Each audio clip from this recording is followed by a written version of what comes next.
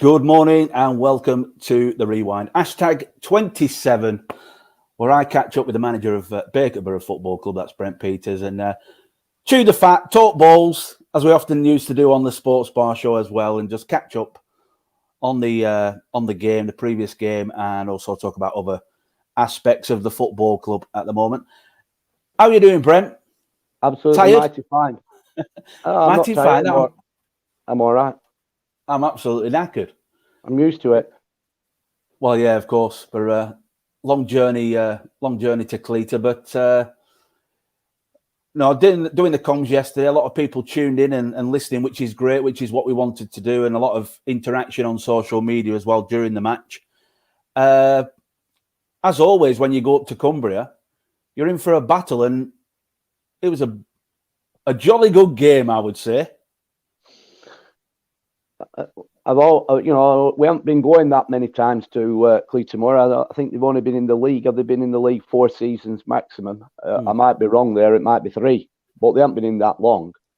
But I know that every time we have gone up to Cleator Moor, the games they never know when they're beat. In fact, they're never beat. No. I've kind of seen last minute goals, injury time goals there. They've always been tight games, but they've always been games where there's no respite for you as a team against them because they won't let you rest. They're strong, they're physical. And I mean, when I say physical, and let me say one thing, I'm not here talking about physical in kind of dirty physical. They're physical. They're big guys. They're and they don't spare 1 inch. You know what I mean? They'll just go at you, and they'll clatter you if they have to clatter you. When they're going into challenges, they'll hit you and hit you hard and let you know that they're there. Listen, I've said it before on this show. I don't mind stuff like that as long as it's fair, because that's the kind of player I like. I remember our guy who were in recruitment. Danny Jones said to me about Callum Hewitt. He said, "There's a lad here that I've been watching," and he said, "He's your type of player, Brent. 100% your type of player." Because obviously Danny knew what kind of player I liked. He said, "He's your type. You love him," and he's exactly right. I love Callum, but Callum is that kind of player. He'll give no inch. He'll give everything. He'll drive through a brick wall. He's not frightened. He's not scared. He's physical. He's strong. He's aggressive. I love it. I love players like that. I hate pussies. I can't do with them. This is a man's game. It's it's physical, and that and I don't know whether I should say it's a man's game now, because obviously there's ladies play it. But what I'm trying to say is that I like the physicality side of the game. Yeah, it's a contact sport. It's a contact sport. It's physical, and it was physical up there. There's no two ways about it. When you've got your centre half after probably 8 minutes and he's coming off and his blood streaming down. It's a bit like going back to what recall who played for England, Terry Butcher. Yeah, against Sweden with blood pouring down his all over his shirt.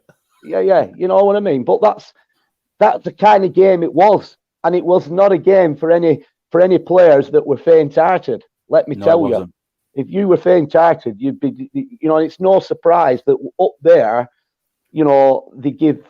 I was talking to one of their committee directors, whatever, after the game, and he was telling me about all the top sides that have been up there. And he told me, like he said, Goldcar. He said it took them to the basically injury time winner. There was nothing in the game. I think Goldcar ended up winning 3-2 in the end. They've had to work hard for the result of Goldcar, really hard. They've got the winner, late on into the game. He was telling me that Bury went up there and they equalised. They were beating Bury 2-1, and going into the final, probably into injury time, a bit like us. We were beating Bury well into injury time. Cleator Moor was beating Bury apparently well into injury time, and then Bury, snatched a late equaliser. I think, and Pilkington went up there, and I think they give Pilkington a bit of a good hiding up there. So, if you look at the results that they've had at home, they've had some really, really good results, but it doesn't surprise me. It really doesn't. And, I've got to give them I don't have a problem with that physicality. The only thing I do have a problem with, and I've kind of witnessed it a few times when we've been up there, is I kind of think that the Cleator Moor games need strong referees. Yes. You know, you can't have a weak referee again when Cleator Moor are in town. And this isn't being disrespectful to Cleator. Like I've just said, I love the physicality, but it's got to be a good, strong referee that understands it's a physical game, and you know both teams are going head to head, and they're not giving an inch. You know, they're really being freaking. They're really on it. You know, being aggressive and physical. Now, I kind of think that there were times in yesterday's game for both sides. I thought the referee was kind of a bit weak, if you will, because there were certain things. There were one or two things that needed I'm not saying yellow cards, but I think for both sides. I think needed a bit of stern talking to, and say, listen, I know what's going on. You know, cut it out, or I'll tell you what, you'll be in my book, or you'll be walking. You know, it's one of them. But the longer the game was going on, and both sides were getting away with certain things that might have been seen as overstepping the mark, it gave them a license, both sides, to even go that bit further. Yeah. Instead of it being stamped on.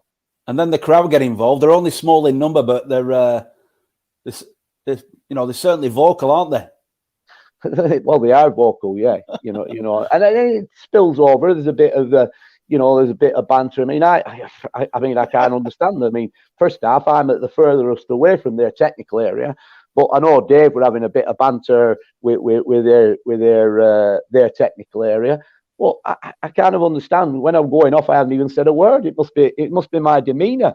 Their coach or their assistants come to me and he said something about, you know what's being said and it's coming through you, meaning somebody on the spectator side of the fence is shouting stuff over to their dugout that's absolutely talking to me. Well, were he expecting me to control whoever stood at the other side of the barrier? And my job's not to control people. Or, you go to a football match, you play your money, just like players could overstep the mark a little bit in their physicality. Well, spectators, they get up for it and they enjoy the bit of physicality, and then they start getting a bit boisterous and they start shouting stuff on and shouting at players and shouting at referees and shouting at their bench. But is that anything that a manager and coach of, can you see Jurgen Klopp? He's trying to, handle like linking 50, 60,000 Scousers, and they're up on it. It's crazy. Football's that's what football makes football a great sport, isn't it? As long as it's controlled, people pay the money and they go usually, to have a bit of banter. I mean, there were banter going off on and off the pitch. I mean, I didn't even get involved with the banter till at one point later on in the game, over our side, their player who was, let me tell you, I thought he was their standout performer was a guy called Darren Little. Yeah, I thought he was their a player full of quality. I'm not being disrespectful here to Cleator Moor. While they had in abundance, they had aggression in abundance. They didn't have many players that you could hang your hat and say, you know what, he's tasty. He's got quality. He's a very, very good player. In kind of Darren Little, they did have that player. He kind of was aggressive with the rest of them, but he was also, if you give him chance, he would hurt you because he was an intelligent, clever, technically very, very good player.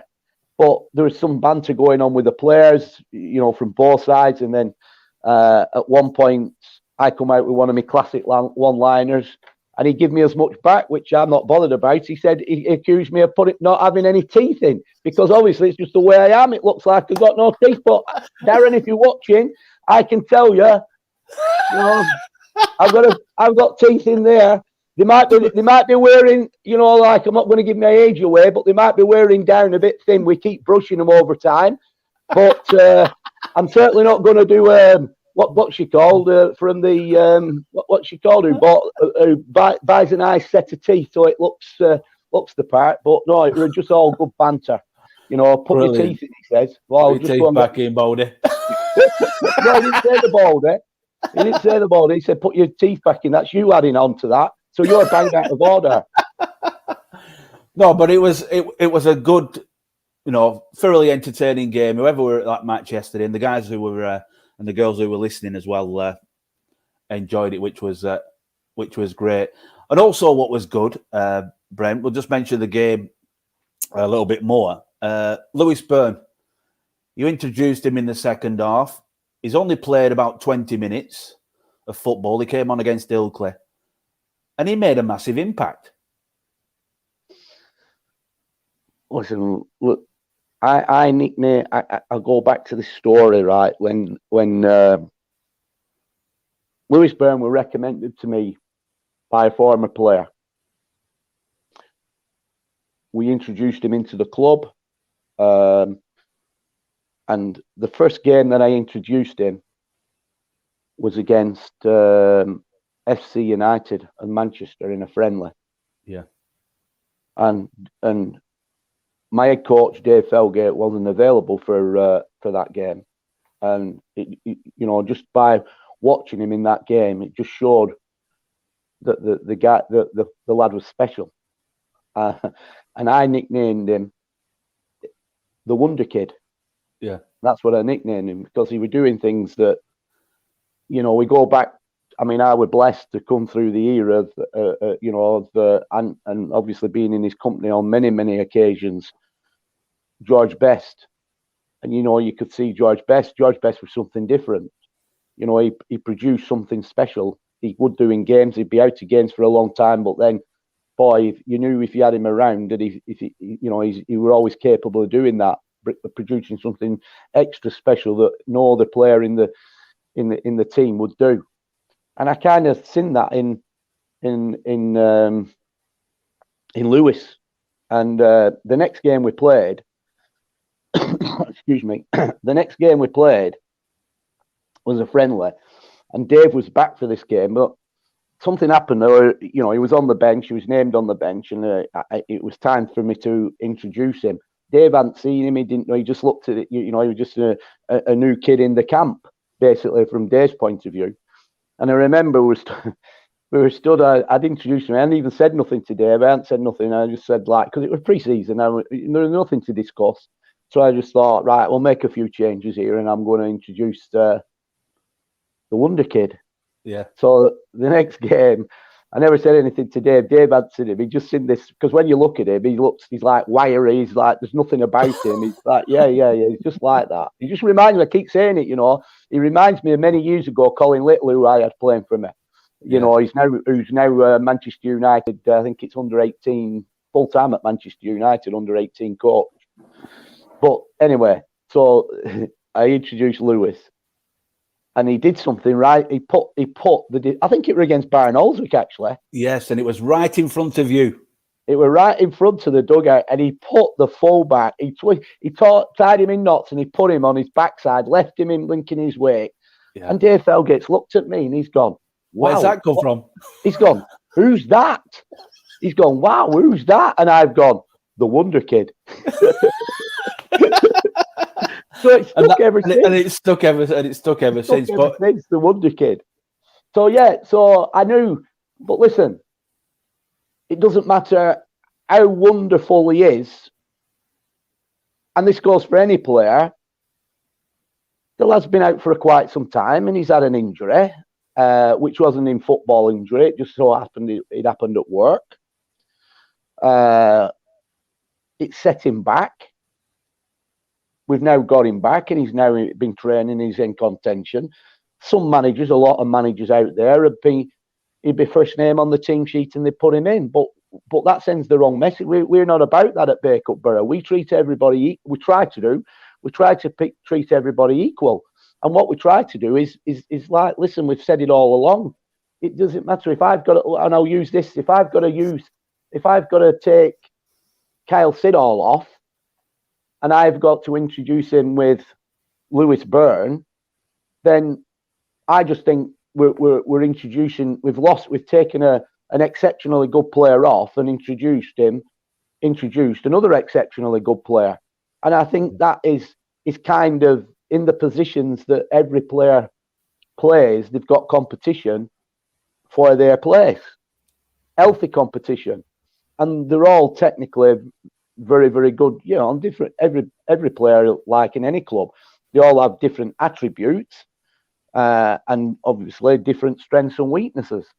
But from our point of view, and certainly my point of view, I've not put him straight back in. He's had to come, and I've spoke to him, and he knows that. You know, he's had to come through by coming back from injury and coming from the bench. And he came off the bench last week at Ilkley and did well when he came off the bench. And he came off the bench yesterday, and I knew I always had him up my so it's refreshing when, even though we're losing the game at the time, it's always refreshing when you know you've got an ace card up your sleeve. Yeah. You know, you look at the bench, and sometimes you look at the bench and you think, you know what, we're lacking a little bit areas. You know, if we need a goal, we haven't really we haven't got anybody on the bench that's going to be clinical. Or you might look at it and think, we haven't really got that creator, you know. But the last few weeks, the bench has been quite good.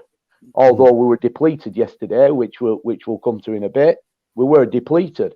Now, again, because we were depleted, it could have been easy for me to have started him. But that would have sent the wrong message out to the lads that even though we made changes against Ilkley in the second half, and there were lads got substituted like Alex Mellor and Anthony Hall against Ilkley, didn't mean to say because they got substituted, they didn't do enough in the time they were on the pitch to warrant starting the next game.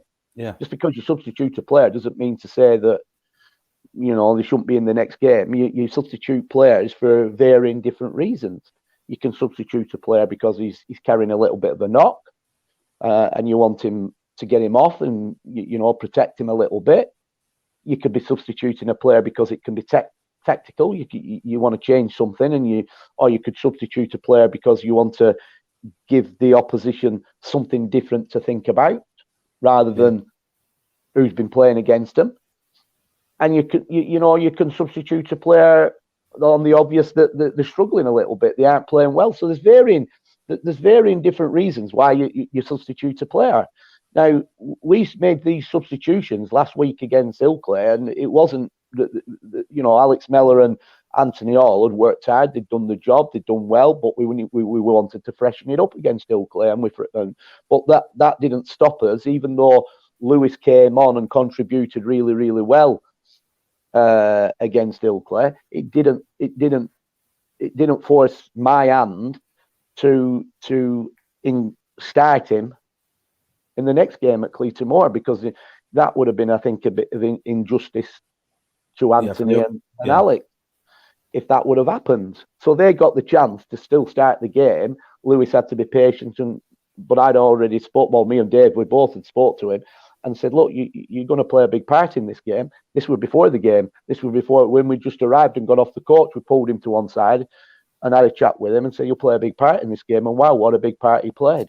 I mean, he's come off the bench, you know, and within probably his first touch, he's absolutely gone down that right-hand side. He's absolutely mesmerised the players in front of him. He's tore them inside out and he's drilled. And I wish more players would do this. I mean, why they start getting to bylines and putting balls up in the air when we're a team of freaking 5'4" players wet through? You know, is beyond me.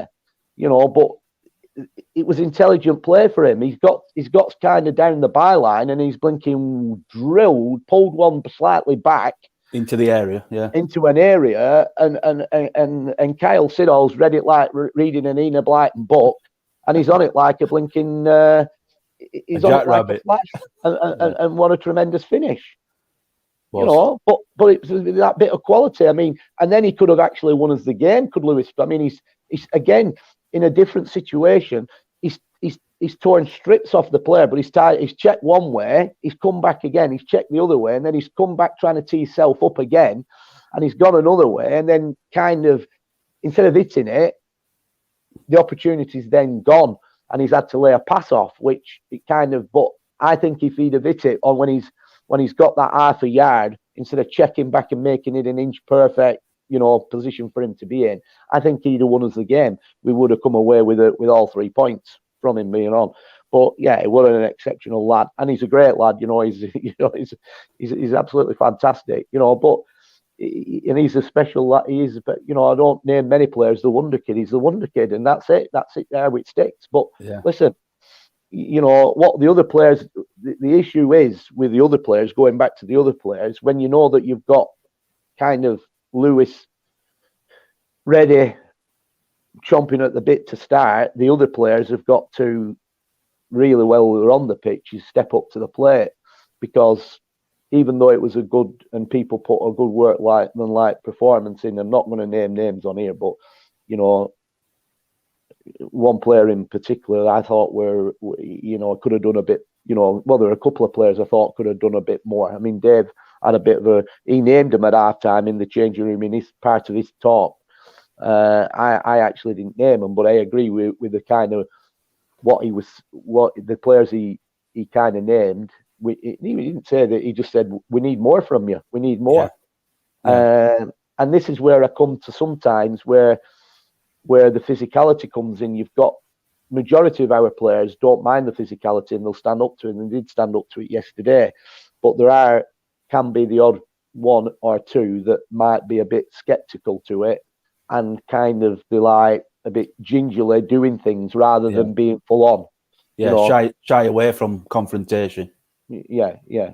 But listen, all the lads, I can't get enough credit to the lads that travel. We were absolutely flat. We were on bare bones. We struggle. The circumstances which we'll come to in a minute. We were struggling in terms of and there's been a lot of sickness around the club. Sickness in terms of sickness, but testing negative on the lateral floors, but sickness, but still nevertheless they've had sickness. Yeah, like still got the symptoms. So, yeah, and then we've had situations where we've had players that have proved positive on the lateral floor, and even to the last day, to the minute we were leaving, ready to depart.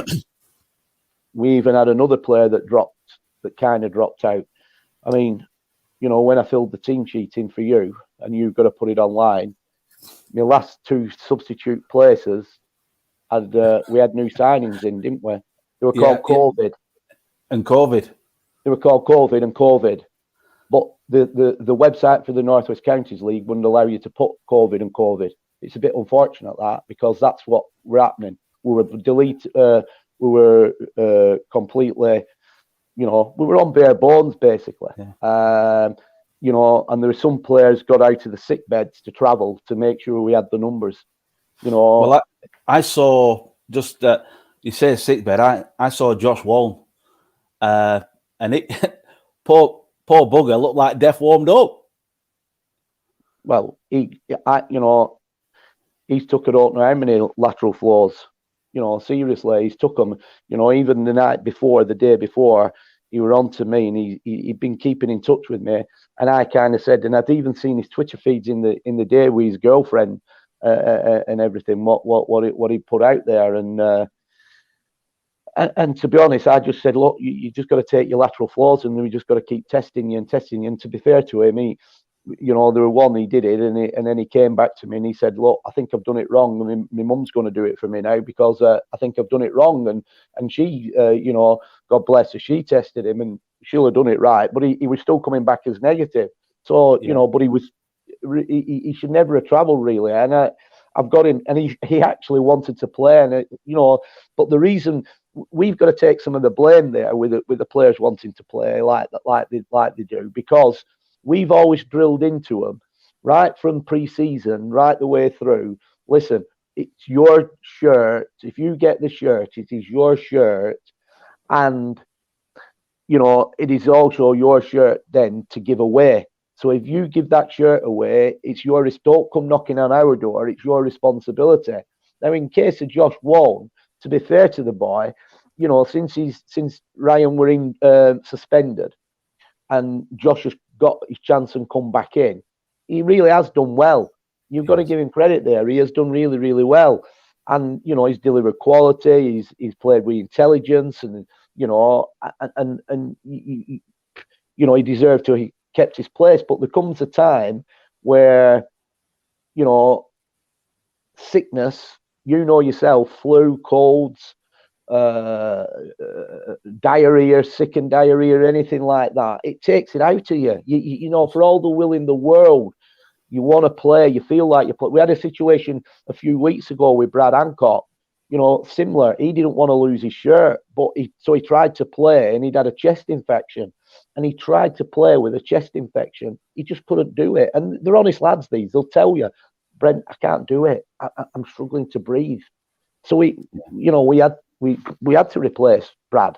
Well, the thing where with Josh, we were pre-warned with him.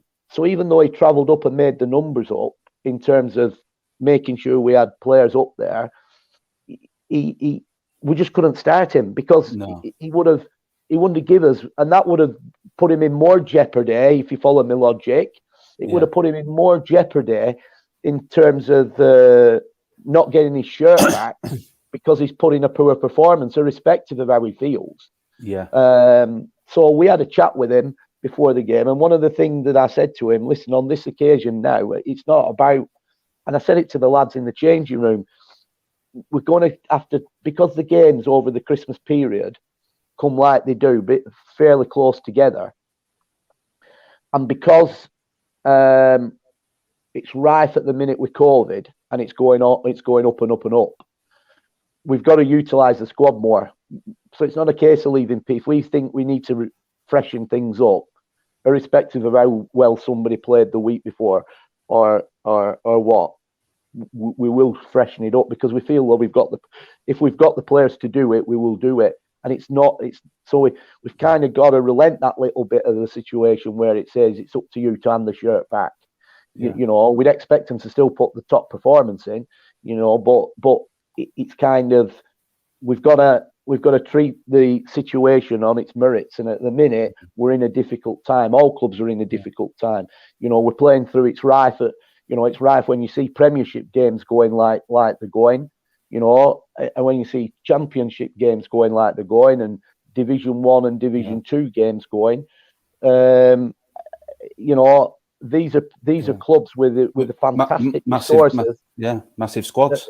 Massive squads, fantastic resources, and clubs that can, you know, could really field a team, but they can't field a team, and they don't field a team, and they get the games called off. So we know that it's rife. I mean, a few weeks ago we hadn't heard of it. We were getting through, and everything was going tickety-boo. But just at the minute, it's rife, and it is a problem. So we've got to utilise the players that we've got available. But, you know, every single player I've got to give them who went up there, you know, it doesn't go unnoticed. You know, it's a bank holiday. It's an early start. It's the worst trip that anybody can have from down here. Every other week, I feel for Cleator Moor, you know, obviously, because every other week they've got to come down this side. But it's an horrendous journey. You know, it really is. I mean, in summer, if you're liking a night out, a weekend out, and a break, and looking at the scenery and everything else, you know, but we're not about that. We're a football team going up there to play an hour and a half football, you know, and come back, and you've got and it costs us a fortune. You know, I mean, obviously we've got, you know, even if we'd have hired a coach, we've got our own coach at the minute, you know, but even that, for our own coach, you're talking a vehicle that does about 15 miles to gallon if you're lucky. So you only have to look. I mean, I've clocked up, we did the trip mileage from the garage where we fueled up at Burnley, and that's 7 miles from where we are now in Bacup. And I think the round trip, the round trip was like, you know, about 475 mile round trip, right? So you only have to divide that by, you know, I worked it out on 10 miles to gallon to be on the safe side, but you only have to work that out and see how much it costs to put in to fuel that coach. You know, if you hire a coach, you know, to go to Cleator Moor on a bank holiday, you're talking 700 quid. You know, you'll get no change out of 700 quid to Cleator Moor. So, you know, there's a lot of money at stake, and you're going and playing an hour and a half football. And all you can ask is that the last thing you want is for players to be, you know, let's be honest, you can have, I've had them in the past, you know, me and Dave are long in the tooth, been around a long time, and lads can't pull, they might try to pull the wool over your eyes, but they'll not succeed. You know, I'm not going to mention no names, but you've got a situation where if I know players a week ago, quietly in the realms of my office with my coach, I said, if I'm a betting man, when it comes nearer to the Cleator Moor game, I'll tell you now, one player in particular who will probably duck out of the trip. He will make some excuse because I just know what's in some people's mindsets. You know, if they think they're going to be on the bench, do they want to waste a day to travel 3+ hours up top of Cumbria and back to probably only get no game time or minimum game time? Do they want to do that? Do they want to take that risk? Do they want to travel all that way, even when there's better things to do with the families at home? I don't know, but you'll get some players. All I'm saying is, you will get some players when they see that fixture come up, will probably try to throw one in. Now it comes to a situation as a manager where you've got to weigh up in your head whether somebody sends you it's genuine or whether it's not genuine. Now, nobody will ever prove whether it's genuine unless we started to ask for doctor's certificates and stuff like that, which on a non-contract player, you're not going to go down them realms. You're just going to you're just going to try and look at a player's character and decide whether, what do you think? I might be wrong, but I might be 100% right. So you know what I mean? You've got to be smart, and I'm not stupid, believe me. I've had lots and lots of players. I've been in the game a long, long time, you know, and I know the ones who will be smart and the ones who will not be so smart and the ones who will genuinely want to go whatever, because the team players, that's what they are. Yeah. And it come out at the end of the day, you know, the lads who travelled up there, again, every single one of them, and under difficult circumstances because of the COVID situation. Yeah. Well, I want to talk about that because, you know, we spoke in the week, Brent. You had concerns after last weekend with some of the guys reporting, you know, the captain Michael Gervin and Harry Turner. They spent the Saturday night together after the Ilkley game. They had the Christmas party in Leeds, and you had concerns about, you know, the amount of players that could go down with COVID, and you addressed that to the league. Can you tell us a little bit more about it? Well, I didn't have concerns originally because obviously it's like anything else. You know, I had no concerns initially because, listen, we're getting into politics, and it's the same that's happened on New Year. I think the trouble is with the government, as a government. I think he's worried now, Boris, that he's upset the country that much that he'll not get back in again. If there was an election tomorrow, he wouldn't get back in. Right now, because he wouldn't get back in, and he knows that the country are not trusting him because there's been so many blinking misdemeanors with the government and politicians and other people. People aren't trusting him, and aren't trusting what's going on out there. And because of that situation, I think this year he's relented on. He's frightened. He's worried. He's worried. And is he putting people's health at risk more than putting his and thinking more about his political future than anything else? I don't know. I'm not getting involved in politics, but it seems to me strange that you're coming to a period. One thing that I kind of predicted, and I've been wrong with this now, is that I said, and especially when it came out last week, that the Chancellor was going to bring in £5,000 for hospitality. I'm thinking this is like he's bringing £5,000 in for hospitality, because I'll guarantee you they're going to let you have Christmas with your families, but they're not going to let you have New Year, because let's be honest, if there's any time of being rife with catching anything, I would say it's New Year's Eve, because that's when the tongue does go down people's throats, because they're celebrating New Year. They're blinking all over everybody. Happy New Year, slopping all over the place, spitting on people, tongue down the throat, everything else. Well, and they get away with it because it's New Year's Eve. You get me? So for me, if they're going to ban anything, they should have banned New Year. Should have been a no-go, whether we like it or not, if that's the case, if you follow me. But Christmas, I can imagine them being a bit like, because they wanted to, you spend it with your families. It's a bit more, it's a children's time, isn't it, Christmas? It's not more, but the New Year's ones, as we've just said. So I kind of think that, you know, he's allowed Christmas parties. So this is where I come to now. So he's allowed that you could have your Christmas party. So like thousands and thousands of people throughout the country, they've had the Christmas parties, you know, and Bacup Borough players, nothing to do with Brent Peters, Dave Felgate, us. The players are, you know, through the captain, and, you know, he's a sensible lad, Michael Gervin. They arrange for the players, in liaison with me, they arranged the Christmas party, which we were part of, and you were part of. Yeah. After the game at Ilkley, we stayed in Ilkley for a meal, and then we took the players up to Leeds. But the players then at Leeds, that's when we departed from them as a management team, and left the players on their own. But they booked in an hotel for the night in Leeds. Now they haven't brought no protocols, they haven't brought no rules, they haven't done anything, because Boris Johnson at number 10 has allowed that situation to happen all over the country. So there's nothing to say that you can't be in an hotel in Leeds, you can't be, and you can't stay together. You know, obviously you've got to follow COVID rules. I get that, 100% to get that. They have to follow that. But the establishments that these lads are going into have to implement them rules as well. You know, otherwise, you know, it all falls down. So basically, I picked them up on the Sunday, last Sunday. Now the incubation period, and I've checked this out.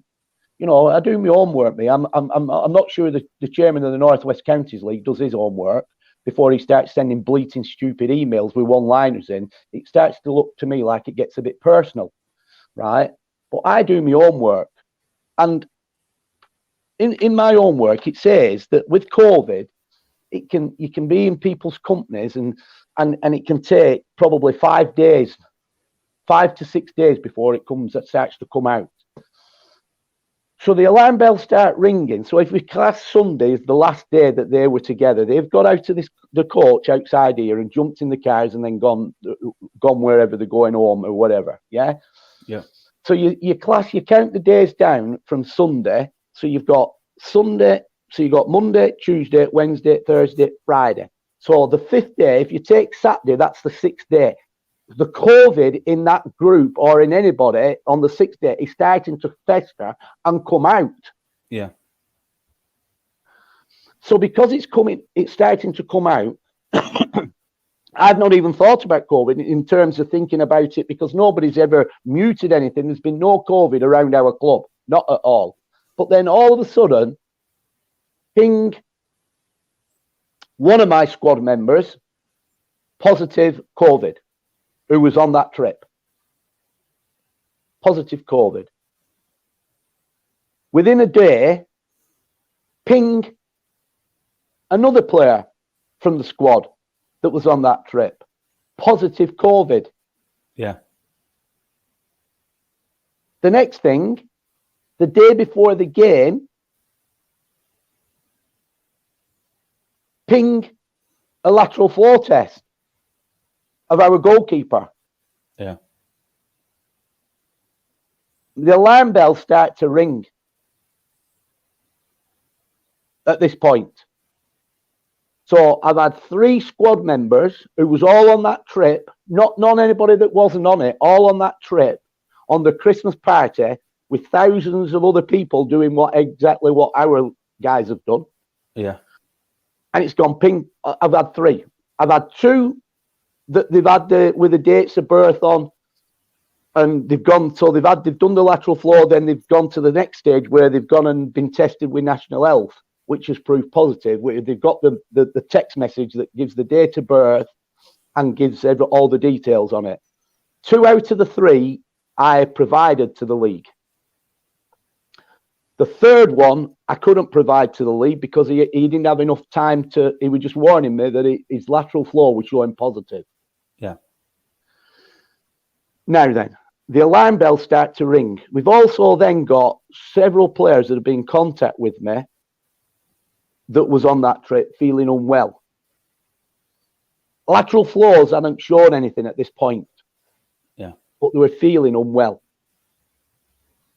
I also had another text message by a player that said he'd done a lateral floor, but that weren't showing anything, but he was feeling unwell and really didn't want to do the trip. So these were all situations that were coming to me. So there was a picture starting to form because in my head, I'm thinking, wow, these 5 days, 6 days coming out, it's all coming out now from that trip going to Leeds. Yeah. So it worried me because I'm thinking, hang on, we're on an early start in the morning, us. We're on the road at 9:30 in the morning. We've got a 3-hour journey ahead of us, all on a coach. My issue was, as well, if we're leaving at 9:30, players are having to leave their houses, homes, because they don't all live in Bacup and around Bacup. So some live an hour and away from Bacup. So they've got to meet the first boarding point of that coach an hour before we're leaving here. Follow me? So they're on the road at 8:30, let's say. So the moral of the story, it's an early start.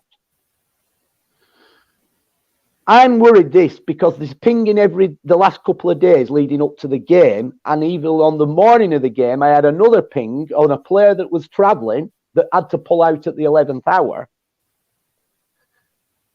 So the situation was, I'm then looking at the guidance from the FA. That's the first thing I do, and I use that word, FA guidance. It's guiding you.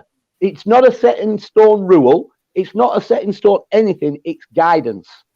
The guidance states, and I'm picking key words out here, in all cases, you must run a risk assessment and you must prevent the spread wherever possible. Prevent the spread. Now, that is a key word to me, and it's in the FA documentation as a guidance. Yeah. So me thinking outside the box, I know what the Northwest Counties have sent out. So the Northwest Counties sent out and kept warning people. So they sent out the protocol, what they've put in, and they've picked up certain things of this protocol. So this is from what the Northwest Counties League has sent out. Remember, I'm using these words: guidance, prevent the squad, risk assessments, everything, right? So this is on COVID protocols from the Northwest Counties League. The league recommends, as best practice, clubs ensure that every player receives the double jab as soon as possible. We do understand and appreciate some it says players, but players it should be, may have personal reasons for not wishing to be vaccinated. Right? Well, I'd like to stand and correct it here. That might be fine. But how can any non-league club at our level start controlling whether you have the jab or you don't have the jab? So to start with, I mean, that's a bit ambiguous, but okay, we'll take it, right? 2, the league recommends, as best practice, clubs require every player to carry out a lateral flow test before attending the stadium.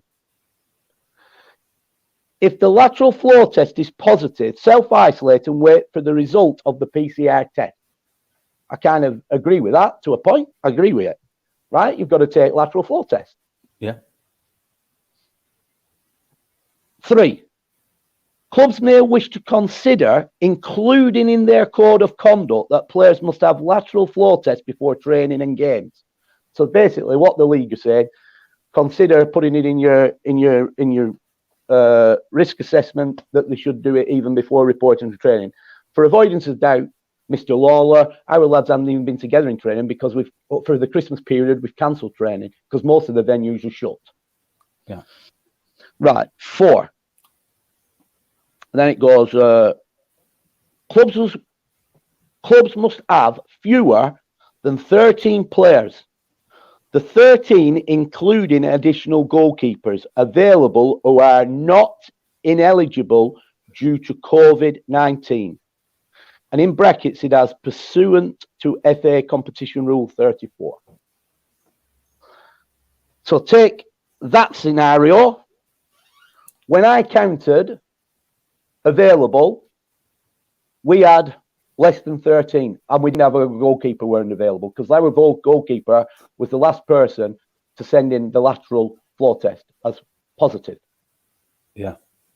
Now, if I wanted to be negligent, I could have forced his hand and said nobody knows about that lateral flow test. It's not negative. It's not guaranteed it's positive. So I want you to travel, which I'd have been being irresponsible. But that didn't happen because he didn't travel, right? No. He's since done his NHS test and he's since proved positive. Yeah. So that only happened yesterday, so it's too late to do it. So we were less than 13 players. We was less. We only had an under-21 keeper as a goalkeeper as backup. But we were led to believe, and it were right, we was led to believe he was spending Christmas. His father works away overseas, and he was away somewhere, and we couldn't contact him. He was so we had no goalkeeper. So at this point, when I've approaching the league, at this point, we have no goalkeeper. No goalkeeper. Right? Now, I have to be careful here when I talk about the league because I've always gone on record as saying that the North West Counties League as a league have been extremely good in the way that they've improved over years and they're very, very good and everything. But in the body of the North West Counties League, they have varying subcommittees. Now, even though I've gone on record as saying that the league are a good body and the league are well run and it's well respected and, you know, there's a lot of things that they do which is better than other leagues and everything else, I still maintain that. But a league is only as good. It's like a club. It's like a team. Your team is only everything. You're only as good in employment. You're only as good as your team below you. So you're only as good as the man that leads it, the man at the top. If the man at the top isn't on it or isn't running it, then your team can be lax or whatever. So if we break that down into the North West Counties, when I talk about the league is very good, and I will not take that back. You know, I will stay with that. They are a very, very good body of people, good league. Yeah. But they break it down into kind of smaller subcommittees. So they've got what they class as an emergency committee. Now, in my eyes, and I could be wrong here, but I don't think I am, the emergency committee comprises of 3 people. The emergency committee comprises of John Deal, who's the club secretary, and the league secretary, and what a fantastic job he does, and what a fantastic guy is, and he has an understanding because he's been involved in football for many, many years, run football clubs, refereed, done everything you need to do in football clubs. In fact, when I was first in contact with him the other day, he was locked in a room. His phone wasn't on. He apologized to me for not answering his phone, right? Because he was doing accounts and he didn't want to make mistakes with his accounts, right? Which is great. Top man, top guy, absolutely fantastic. Yeah. Understand that fully. Second one who's on there is the vice chairman, which is Jeff Wilkinson. Jeff is a bit more, you know. He does a good job. He's dry humor, everything else. He's a good guy. He's worked at the league a long time, and he is a good guy. And he gives you great, and he's always accessible. I mean, he picked a phone up to me the other day on another matter, and he was on his holidays or taking a break, and I think he was something like Tenerife or something, everything. So, you know, he didn't need to take my phone call, but he did. Right? I've got some mountain credit for him. And then the other person that's on that subcommittee is Paul Lawler, who's the chairman of the league. Right? Now then, one of the things that I disagree with committees on, and I always have done, one of the biggest things is, on committees, what you get on committees, sometimes people, it's same in politics, sometimes people are blinded by a personality clash, rather than looking at the picture in its entirety. Mm. And it's one of the reasons when I say to you, and I said it to other people here at this football club, there's no committees at Bacup Borough. We have heads of departments. Committees are a pain and a waste of time, in my opinion. And I know a lot of top business people feel exactly the same. Because what you get on committees, and you get it in politics, is you get a personality clash. If we take a politics situation, Boris Johnson can be doing something that everybody believes is perfectly right and right, but because your allegiances are towards the Labour Party will know deep down it's right, but they'll argue it's wrong. Yeah. You follow me? Yeah.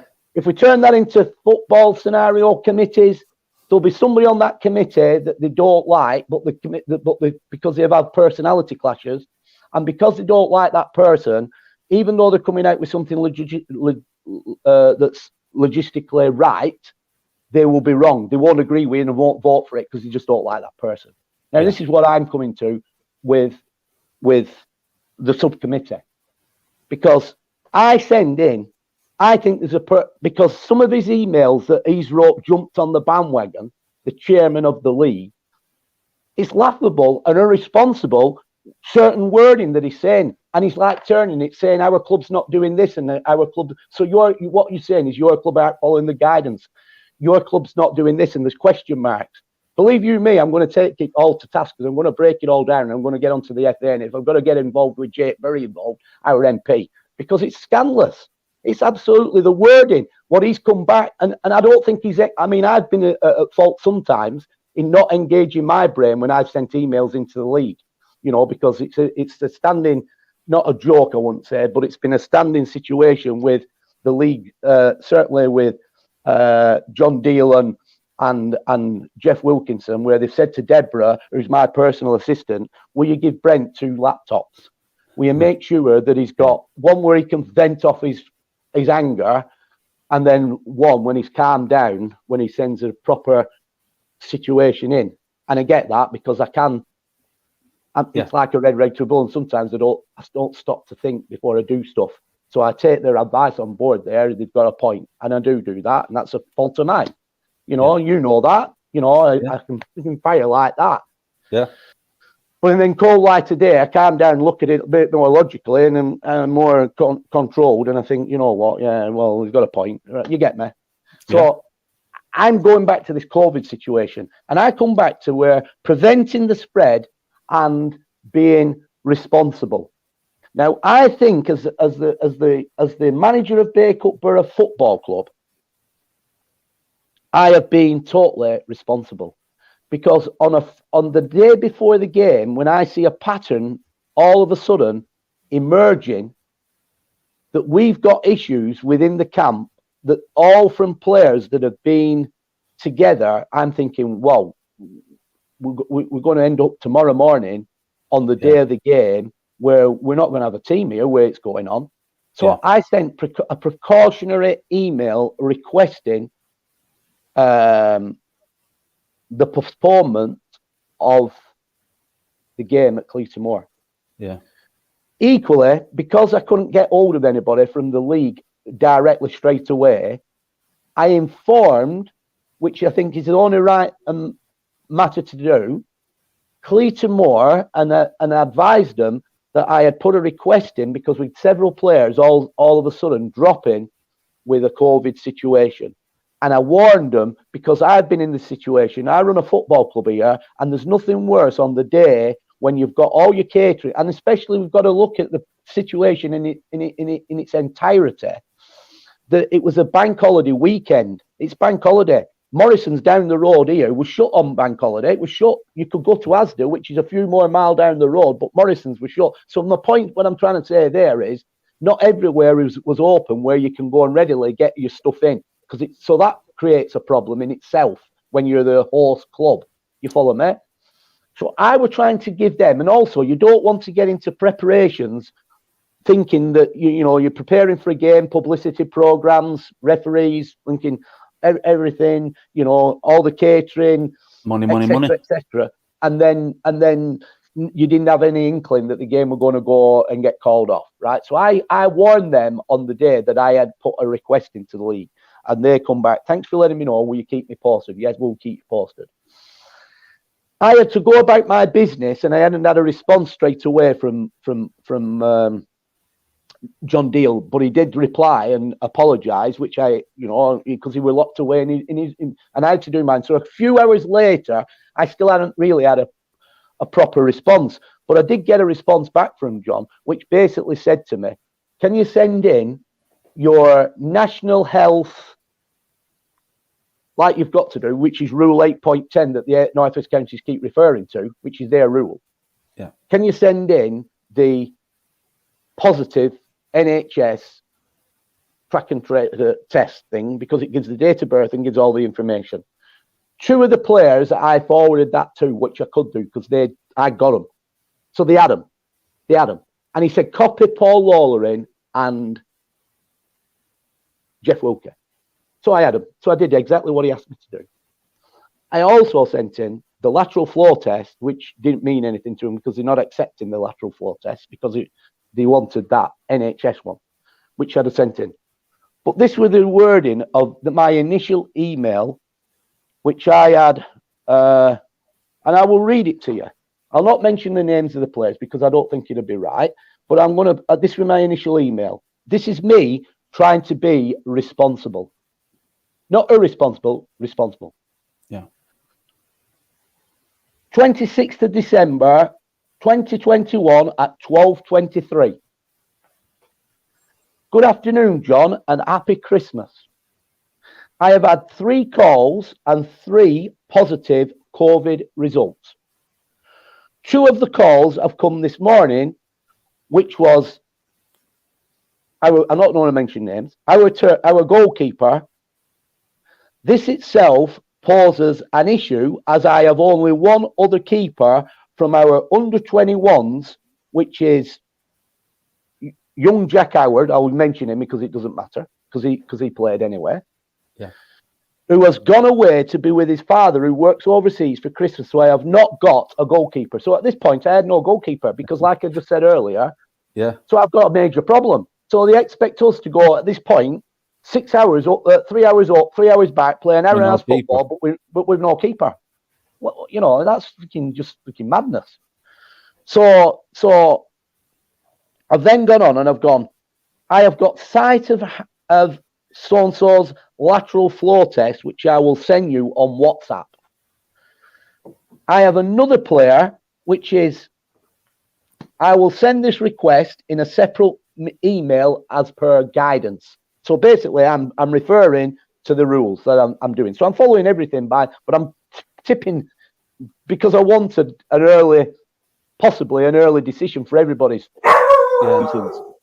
So then I go on and say, in light of the situation I find myself in, particularly with the goalkeeper, the fact it is an early start up to Cleator Moor, which means if any on the day tomorrow, so I'm trying to prejudge and think where my phone's been going, the chances are there's going to be more tomorrow on the day. There's a trend.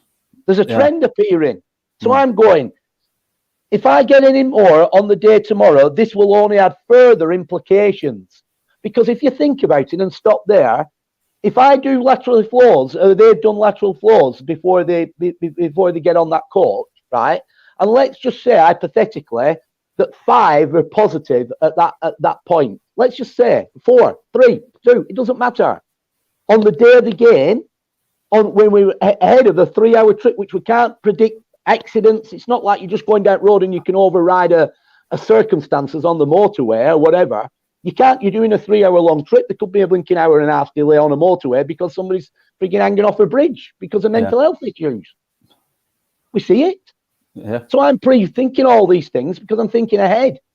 So I'm thinking, blimey, if there's an issue on the day, we're going to have a major problem here because it's bank holiday. So straight away, if I've got a problem on the day, however many players, because there's a trend, I've got to get hold of the league, which might not be easy straight away. So we'll be stopped there. I can't get hold of John Deal. Oh, I'll try Jeff Wilkie. Can I get hold of him? Might do, might not do. Can I get hold of Paul Lawler? Might do, might not do. Right? It's a bank holiday. They've got to have their holidays like everybody else. Yeah. So I'm thinking, blimey, if there's an issue here tomorrow, I don't want to be having a problem tomorrow on the day of the game. I want us to be focused. I'm enjoying the trip up there and let's play the game. Right? So I'm kind of thinking all these things out in my head. I'm thinking it could pose a problem. But equally, reading all their correspondence, they don't accept the lateral floors because they're saying you must go and have the NHS one where they get the printout, which states everything because they know it's kosher. Yeah. But that poses a problem in itself because if they're testing when they've done the lateral floor on the day of the game, which one player did, that means straight away he can't go for his national health one. He'll apply to go, he'll go straight away, but he won't get his result what day after. So that kind of affects us on the day. It creates a problem. So their emails that they're sending back to me are contradictory because basically one of the Paul Lawler's emails speaks at the end, I strongly recommend you lateral floor on the day. Well, what good's that? Because if I do it on the day, right, you're not accepting them anyway. Because you've already told me you won't accept that. You want an NHS one. But I won't get that if they're tested on the day. It's going to be another 24 hours before they get that result. Yeah. So that's kind of after the game. So basically, what I'm saying is in this point, it's all contradictory. You've got to think. You've got to take everybody's situation on its merit. In my eyes, this is exactly what's got to happen. So the next situation is, so this is the problem that I was encountering, and I'm thinking outside the box. So I've gone, in light of the situation I found myself in, particularly with the goalkeeper, the fact it is an early start up to Cleator Moor, which means if I get any on the day tomorrow, this will only add further implications by the fact of Cleator Moor having bought in all the catering, which I am trying to prevent this. So I'm looking at everything. I'm just because I run a football club. Yeah. I know all the implications. So I'm trying to prevent this. And I've gone, the fact these lads were all together in Leeds and did stay over, I am not ruling out others coming at me. In other words, I'm trying to warn them that there'll probably be more. And there were more because we had it on Saturday, on the day of the game. Alex Luby was in the squad, right? Alex Luby was in the squad. I don't know who that is at the door, and we're in free flow here. Is there something? Then I can just give him a bit of a bollocking because I'm on air. Yeah, okay. You just go and answer that door, and I'll just tell people about Borough Radio, which is being launched on the 1st of January, 8 a.m. Borough will have their very own radio station, playing you a great selection of music and, of course, getting involved with the local community of Bacup, the Borough, and the Rosendale Valley. So make sure you're tuned in. Licensed radio station, PRS and PPL, playing some fantastic music, local stories, and match day live. That's home and away games, Bacup Borough. You can follow the fortunes. And I think if I press this and press that, is back. Listen, that's somebody else who doesn't listen. Shared access. While we're on the subject, they've got a mast on this site, and there's obviously been a problem. There's been a problem for 5 days. So they ring me this morning. Why do people not just accept? I said, right, I'll unlock the gate. It'll look locked. You have to pull the bar back and let yourself in the ground. They've obviously not passed that message on. So the engineer stood at the door, ringing the bell like a blinking psychopath, banging on the door. I've gone to the door. He said, so he's got a rollicking, because I said, he said, I've tried the gate's not open. I said, you bang the bar back. It's open. And lo and behold, he's walking in now. Anyway, let's go back to the situation. Yeah, go back to, as you say. So this is the situation. So I said, the fact the lads were all together in Leeds and did stay over 6 days before, I am not ruling out others coming at me. Under the circumstances, and I'll use this word, and common sense, given my only keeper is positive, I am asking for a postponement of this game. The sooner I can inform our opponents, the better for all concerned. Yeah. Now then, before I start telling you these stupid replies I'm getting, I've got to tell you, I needed a postponement of that game to Cleator Moor like a hole in the head. Because for those who don't understand, and I'll tell you, that game was down for a bank holiday. If it was down for a Saturday, it's down for a Saturday. If it ends up where that game or any game gets postponed for any reason, the chances are when that rearranged game comes, it's a midweek game. Yeah. So that means that we would have had, and I'm talking from the voice of experience around this league. So I'm telling you, had that game gone, right, we would have been going up there on a Tuesday or Wednesday night. Yeah, and we don't want that anyway. Which even more logistically, which would you rather do? Going up on a 3.5 hour journey, 3 hour journey? Would you rather go on a Saturday or a bank holiday, or would you rather go on a dark, dreary, blinking Tuesday night where people have got to get off work because they've got a obviously 3+ hours journey ahead of them, and then also getting home because the game finishes at blinking by the time you're leaving up there 10 o'clock at night or whatever, 11, 12, 1. They're not getting in their house 1, 2 o'clock in the morning, and some of the lads are up at 5 o'clock in the morning. Exactly. So which would you sooner have? The last thing on my mind was to try and pull the wool over anybody's eyes to try and get a postponement, because the last thing I wanted was for Bacup Borough Football Club to be travelling to Cleator Moor on a blinking midweek game.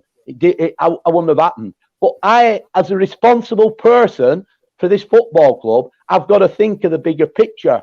The bigger picture is people's safety and people's health is at risk, because we've got a group of players that have been together, and it's now manufacturing with itself that it's coming out in the 6 days that it says it will do. It's starting to come out. And equally, it tells you on all the guidelines from when COVID's kicked in, you can spread it, you can carry it. You might not have the symptoms, but you can carry it and pass it. Yeah. Right? As things changed all of a sudden from last year to this year, it's a different COVID, so that doesn't happen. No, it does happen. And it's proving it. You follow me? Yeah. So the next thing is, I get an email. And the email that came was not from Mr. Deal. All Mr. Deal said to me was, Brent, can you send in the National Health? Which I'd already done. So I don't know why that situation came, because I'd already done that. I'd done what I could do, and that's all I could do. But straight away, I get this stupid blinking email from the chairman that says, because it's in my email. So he said, so what you are saying, so he starts his email by, so what you are saying is that your clubs, and he's put clubs, so I don't know I had more than one club. There must be another few clubs I had somewhere else. But he's gone, that your clubs hasn't been following the COVID guidelines set by the FA. In which case, you are responsible for this, not the league. What? What's he thinking going on about? We're responsible. I'm not following COVID guidelines as set by the FA. Just a minute. Lads have taken lateral flows, gone in. Lads have taken the NHS blinking app, gone in. Right? We've probably got chances of other players that might be coming out of the woodwork, right? If we're talking about the FA, it says guidelines. It's a guideline. It's not a rule. You know, guidelines can be a bit flexible. You've got to use a bit of common sense. Yeah. So that first line smacks me in the eye. He's put all back responsibility back on Bacup Borough. And it smacks me in the eye as somebody that's having a personality clash with me. But he's playing with wrong gun if he's having a personality clash with me, because I'll tell you what it is. I'll blinking win, hands down, because I won't stop. Right? Because this is serious. Yeah. So then he goes on, as per my email of around 10 minutes ago, so he sent an email out to all the clubs. I got it. If you test positive through a lateral flow, you submit that result to the NHS test and trace. Okay, I get that. I get it. The two lads have done. The third lad, which is the goalkeeper, will do, but couldn't do at the time we've asked for a request to postpone the game because we're going off his positive lateral flow, which today I found out late yesterday, is positive. Yeah. When he's done the national health, he's done it. It's positive. So he then says, you then need a PCR. Well, we know that. We've done it. So what's he on about? What's that first line going on about? It's obvious that your club's not been following COVID guidelines. He's obviously not read the email, original one, instead of firing off. He's then gone, both test results are received by the individual and we just require this. Either the email or the text, as long as it shows the player's name and date of birth. Well, I'm sorry, Mr. Lawler. That actually went in, apart from the goalkeeper, which I just talked about. So, I don't know what he's talking about on the first line when he says what he says. And then he goes on, COVID is rife in all communities at present. So, tell me about he's it. answering my point there. It's rife. Yeah. Right? And then he's gone, have your squad spent Christmas in isolation as a result of them potentially being in contact, ? What's he going on about there? They went on a Christmas party. Has Paul Lawler been on a Christmas party? Well, looking at his email, he'll probably say he hasn't. He's stuck rigidly by the COVID rules. Well, we can't prove that, can we? You get me? We haven't got a clue. But these lads have done what hundreds of people have done thousands of people all over the country, enjoyed the Christmas festivities because Boris hasn't stopped them. He's gone, have your squad spent Christmas in isolation as a result of them potentially being in contact? ? I expect not. The sensible thing to do, so he's talking now about sensible things. Well, the sensible thing to do is what I've done. Whether the league's going to agree with it or not, it's another matter. But I've done the sensible thing. The sensible thing to do is a lateral flow test on the morning of the game to make sure you aren't putting others at risk just as you would in any other public setting. So he's now saying that ignore all what you've sent us, just do a lateral flow test on the day. So now we'll look at it from Cleator Moor's point of view. Cleator Moor have got everything in, they've got all the catering in, they're ready for a game to go, they're preparing the pitch, the guys bringing on the pitch, the groundsman doing everything he needs to do on the pitch when we got there. They've got to go out and get all the change. No banks open, so they'll get all the change, from somewhere, whatever. Everything to prepare a game, right? And then we've got to start, all the players have got to start doing a lateral flow on the day of the game, which is a 3-hour. It's not like we've got short straw with this game. It's not like the Daisy Hill Blinking Atherton LR game, which is 10 minutes up road. Yeah, we have a bit of leeway. We have a breathing space. How they've got a local derby and we've got to travel up to bloody back and beyond. It's beyond me. But we did it. But so then he's saying the sensible thing. So as it happens, so we're laterally flowing. So what he's expecting to happen is if everybody's positive, if everybody's negative, off you pop, right? But now we have a problem because if we get laterally flow everybody on the morning of the morning of the game, so everybody's ready to go on the coach and all that. So they laterally flowed everybody, and the percentage of them come positive. We have got a major issue in terms of we've then got to. So then we've to stop the coach. We've got to try and get hold of a league representative and say we have had XYZ positive lateral flows this morning. On the basis of that, we cannot raise a team to go to Cleator Moor. Now, had we have done that, and they accept it, they're contradicting their own bit of rules that they're saying because we haven't obliged by the blinking national health because we can't do because they won't get that for another 24 hours. Yeah. So it's just bonkers. So, but we'd have sat there waiting. So we've timed our journey, how long it should take for to get up there and everything else, allowing for traffic and one thing and another, and it's bank holiday. You saw what Lincoln T-Bay services were like. It were absolutely jammers. Jammers.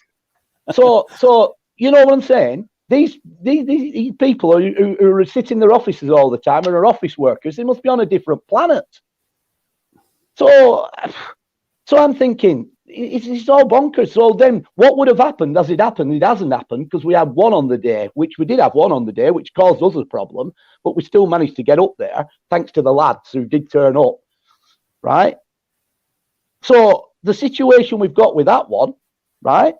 We're then ringing up, so we've got to delay our journey. We've got to wait till this so-called blinking sub-emergency committee meet, which is only probably a three-way conversation on a phone, but there's no guarantee that they're just there readily at end of a phone. And then we've got to wait for their decision. Now, their decision could be, no, you're still going. But that's delayed us by whatever long length of time it takes them to give us that decision on the day we're travelling. So that's not ideal. Equally, if they said we weren't going, we're then letting Lincoln Cleator Moor know at some ridiculous time in the morning, right, when they've already prepared, because it's a bank holiday, they'll already have the stuff in. So consequently, that email from Mr. Chairman makes absolutely no linking sense at all to me. It looks like somebody that's looking done a Brent Peters and rabbited on an email that he's not thought about. And then he's finished by putting this thinking stupid statement he's put at the bottom, which again shows me what he's about. If you aren't happy, maybe speak to number 10 as they set the rules. Well, hang on. We haven't done anything about anything. We're just using common sense. Yeah. You follow what I'm saying? So at the end of the day, I've responded to that email, and I'll just finish on this one to you. So I've responded to him because I've put, Paul, I have not got the first clue what you are going on about. Because I hadn't, because I've just brought that down. So, I've received the test results from the NHS. These I sent in an earlier email. I can't do any more. No. Sent them. Regarding our goalkeeper, he did the lateral flow test this morning, which is positive. He must now go to get the NHS test, which obviously will be tomorrow now, so he will not be travelling. I have made a genuine request to the league. In my opinion, the league should take each request on its merits. Now, that's a big point to me. Every club is different. Yeah. Equally, even on they turn around and say, we'll take into consideration how many players you've got signed on and stuff like that. Well, I'm not being funny. That's ambiguous. Because players sign for a club at first thing in the morning, at beginning of the season, when they're not getting in the team, registration might be still there as backup, but they might go and play regular football for an amateur club somewhere. Yeah. So their allegiances are with that amateur club. And if that amateur club's playing on the day you're playing, the chances are they won't help you out, but they might help you out if they weren't playing. So it kind of, what they should do is take a percentage, look at your last probably 6 or 7 squads and see if they run like with us. Which if you look at us, we've used the same players, group of players all season. Yeah, if I go onto the North West Counties League website and copy the team in, 99.9% of the time it's exactly the same 11 and bench. Exactly. So it'd be better if they'd looked at clubs and say, well, to be fair to them, that's been their squad for the last 6 weeks, so we'll take an average. So based on that, they are depleted. They have got a problem. But they haven't took them on the merits. It's obvious. They're just thinking, well, because they think what they do, and I get it to a point, because there will always be some teams out there that'll try and pull the wool, as players try and pull the wool, what we just talked about. But surely you've got to take everything on its merits, because everybody's got different circumstances. Yeah. I noticed there were a COVID game got through COVID, got called off. Skelmersdale and Ashton Athletic, I think it were, and we counted how many players that one of them had on their squads. One of them had 33, 34. The other one had 23. So they obviously haven't taken their squads into consideration. But that's none of my business. I'm not interested how they work with other clubs. All I'm saying is, what should happen is every club should be taken on their request as their merit. That's what should happen. So I have made a genuine request. In my opinion, the league should take each request on its merits. My email has made it quite clear why I have made the request. And this is what I put. Like I said to Jeff Wilkinson, I need this game off like an hole in the head, as it will end up being a night match. But given our circumstances, I had no option but to ask in the interest of avoiding the spread. So is that not acting responsible? Because I think it is. So this freaking one-liner that he's put, so what you're saying is your club hasn't followed the COVID guidelines. Listen, we have followed the COVID guidelines. We're acting responsible. Exactly. In my opinion, one person is acting irresponsible. And unfortunately, on this occasion, which is a sad state of affairs, because he has been genuinely, the league is very, very good. In my opinion, and I'll say it because I'm not, they can do what they want, but he's acting irresponsible. That's simple as. So it says, like a hole in the head, as it will end up being a night match, given our circumstances, I have no option to ask in the interest of avoiding the spread that this game, that we do not travel to Cleator Moor. And then I put, you refer to number 10, the fact he has allowed hospitality to be open and no travel restriction, this has meant thousands of people have had pre-booked Christmas events. Bake-up players likewise, because he allowed it. So we ain't done nothing. My players haven't. So what's he trying to say? We've actually irresponsible because they've had a Christmas party together. Bonkers. Right? So he's gone. This has meant thousands of people have pre-booked Christmas events. Bake-up players likewise. It is obvious from this that COVID is spreading throughout our team. I have made a genuine request to the league in order to stop the spread. I have sent official test results apart from our goalkeeper, but that is because he will not get his NHS one until after tomorrow. There is nothing more I can do. However, because the league will not look at each case on its merits, we are made to travel. I think it is fair to say that there is only one party acting irresponsible, and it certainly is not Brent Peaches and Bake-up Borough. Bum bum, drop the mic. And that's it. And we went to and we went because we had to go, and we played in the end. Yeah. So God forbid that none of them players have passed on COVID while they're in their blinking any signs of it while they're in their sports bar after the game. Well, we'll God see. God forbid. Cheers, Brent. See you later.